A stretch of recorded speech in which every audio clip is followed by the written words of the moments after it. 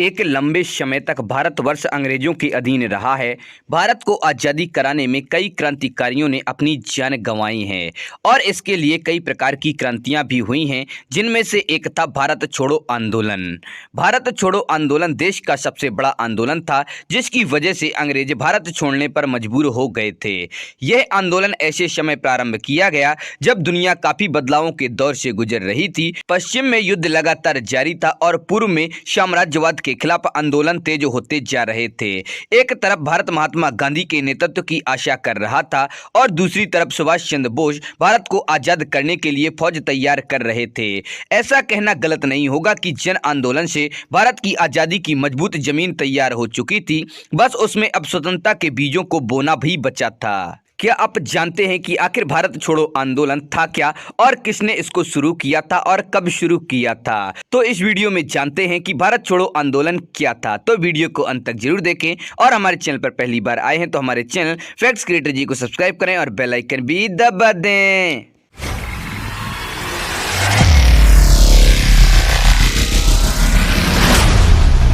अप्रैल 1942 में Cripps mission के असफल होने के लगभग 4 महीने बाद ही स्वतंत्रता के लिए भारतीयों का तीसरा जन आंदोलन आरंभ हो गया। इसे भारत छोड़ो आंदोलन के नाम से जाना गया। 8 अगस्त 1942 को बंबई में हुई अखिल भारतीय कांग्रेस कमेटी की बैठक में भारत छोड़ो आंदोलन प्रस्ताव पारित किया गया। इस प्रस्ताव में यह घोषित किया गया था कि अब भारत में ब्रिटिश शासन की तत्काल समाप्ति भारत में स्वतंत्रता और लोकतंत्र की स्थापना के लिए अत्यंत जरूरी हो गई है। भारत छोड़ो आंदोलन द्वितीय विश्व युद्ध के समय 9 अगस्त 1942 को आरंभ किया गया था, जिसे अगस्त क्रांति भी बोला जाता है। इस आंदोलन का लक्ष्य भारत से ब्रिटेनी साम्राज्य को समाप्त करना था। यह आंदोलन महात्मा गांधी द्वारा अखिल भारतीय कांग्रेस समिति के मुंबई अधिवेशन में शुरू किया गया था। यह भारतीय स्वतंत्रता संग्राम के दौरान विश्व विख्यात काकोरी कांड के ठीक 17 साल बाद 9 अगस्त सन 1942 को गांधी जी के आह्वान पर समूचे देश में एक साथ आरंभ हुआ। यह भारत को तुरंत आजाद करने के लिए अंग्रेजी शासन के विरुद्ध एक सविनय अवज्ञा आंदोलन था। भारत छोड़ो का नारा यूसुफ मेहर अली ने दिया था। विश्व में दूसरे विश्व युद्ध की शुरुआत हो चुकी थी और इसमें ब्रिटिश फौजों की दक्षिण पूर्व एशिया में हार होने लगी थी। एक समय यह भी निश्चित माना जाने लगा कि जापान भारत पर हमला कर ही देगा। मित्र देश अमेरिका, रूस व चीन ब्रिटेन पर लगातार दबाव डाल रहे थे कि इस संकट की घड़ी में वे भारतीयों का समर्थन प्राप्त करने के लिए पहल करें। अपने इसी उद्देश्य को पूर्ण करने के लिए उन्होंने स्टैफोर्ड क्रिप्स को मार्च 1942 ईस्वी में भारत भेजा। ब्रिटेन सरकार भारत को पूर्ण स्वतंत्रता देना नहीं चाहती थी।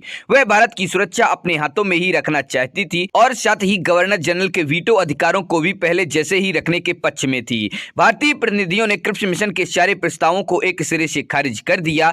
क्रिप्स मिशन की असफलता के बाद भारतीय नेशनल कांग्रेस कमेटी की बैठक 8 अगस्त 1942 ईस्वी को बंबई में हुई। इसमें यह निर्णय लिया गया कि अंग्रेजों को हर हाल में भारत छोड़ना ही पड़ेगा। भारत अपनी सुरक्षा स्वयं ही करेगा और साम्राज्यवाद तथा फांसीवाद के विरुद्ध रहेगा। यदि अंग्रेज भारत छोड़ देते हैं तो अस्थायी सरकार बनेगी। ब्रिटिश शासन के विरुद्ध नागरिक अवज्ञा आंदोलन छेड़ा जाएगा और इसके नेता गांधी जी होंगे। 8 अगस्त 1942 को बंबई में हुई अखिल भारतीय कांग्रेस कमेटी की बैठक में एक प्रस्ताव पारित किया गया। इस प्रस्ताव में यह घोषित किया गया था कि अब भारत में ब्रिटिश शासन की तत्काल समाप्ति भारत में स्वतंत्रता और लोकतंत्र की स्थापना के लिए अत्यंत जरूरी हो गई है, जिसके लिए संयुक्त राष्ट्र के देश फांसीवादी जर्मनी, इटली और जापान से लड़ रहे हैं। यह प्रस्ताव भारत से ब्रिटिश शासन की समाप्ति के लिए लाया गया था। इसमें कहा गया कि एक बार स्वतंत्र होने के बाद भारत अपने सभी संसाधनों के साथ फांसीवादी और साम्राज्यवादी ताकतों के विरुद्ध लड़ रहे देशों की ओर से युद्ध में शामिल हो जाएगा।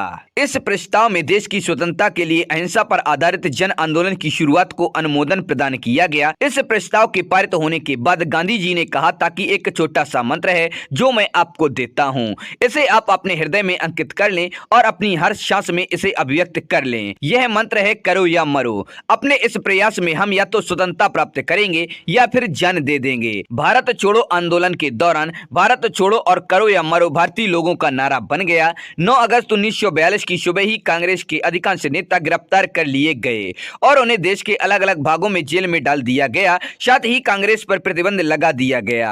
देश के प्रत्येक भाग में हड़तालों और प्रदर्शनों का आयोजन किया गया। सरकार द्वारा पूरे देश में गोलीबारी, लाठीचार्ज और गिरफ्तारियां की गईं। लोगों का गुस्सा भी हिंसक गतिविधियों में बदल गया था। लोगों ने सरकारी संपत्तियों पर हमला किए, रेलवे पटरियों को उखाड़ दिया और डाकवा तार व्यवस्था को अस्त व्यस्त कर दिया। अनेक स्थानों पर पुलिस और जनता के बीच संघर्ष भी हुए। संघर्ष ने आंदोलन से संबंधित समाचारों के प्रकाशित होने पर रोक लगा दी। अनेक समाचार पत्रों ने इन प्रतिबंधों को मानने की बजाय स्वयं बंद करना ही बेहतर समझा। 1942 के अंत तक लगभग 60,000 लोगों को जेल में डाल दिया गया और कई हजार लोग मारे गए। मारे गए लोगों में महिलाएं और बच्चे भी शामिल थे। बंगाल के तामलुक में 73 वर्षीय मतंगनी हाजरा, असम के गोहपुर में 13 वर्षीय कनकलता बरुआ, बिहार के पटना में 7 युवा छात्र व सैकड़ों अन्य प्रदर्शन में भाग लेने के दौरान गोली लगने से मारे गए। देश के कई भाग जैसे उत्तर प्रदेश में बलिया, बंगाल में तामलुक, महाराष्ट्र में सतारा, कर्नाटक में धारवाड़, उड़ीसा में तलचर व बालासोर ब्रिटिश शासन से मुक्त हो गए और वहां के लोगों ने स्वयं की सरकार का गठन किया। जयप्रकाश नारायण, अरुणा आसिफ अली, SM जोशी, राम मनोहर लोहिया और कई अन्य नेताओं ने लगभग पूरे युद्ध काल के दौरान क्रांतिकारी गतिविधियों का आयोजन किया।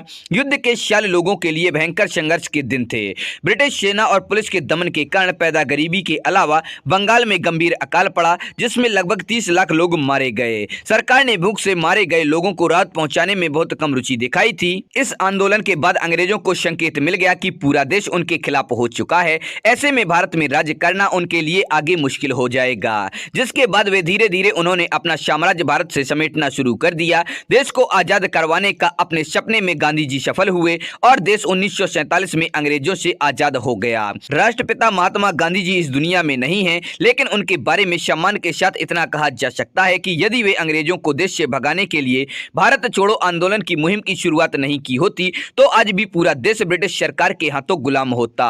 लेकिन बापू द्वारा अंग्रेजों के खिलाफ छेड़ा गया आंदोलन इनके लिए इतना असरदार साबित हुआ कि वह नारा ब्रिटिश सरकार की नींव हिलाकर रख दी। तो दोस्तों, आप लोगों को वीडियो कैसा लगा? पसंद आए उसे लाइक करें और अपने दोस्तों के साथ शेयर करें। हमारे चैनल पर पहली बार आए हैं तो हमारे चैनल फैक्ट्स क्रिएटर जी को सब्सक्राइब करें और बेल आइकन भी दबा दें।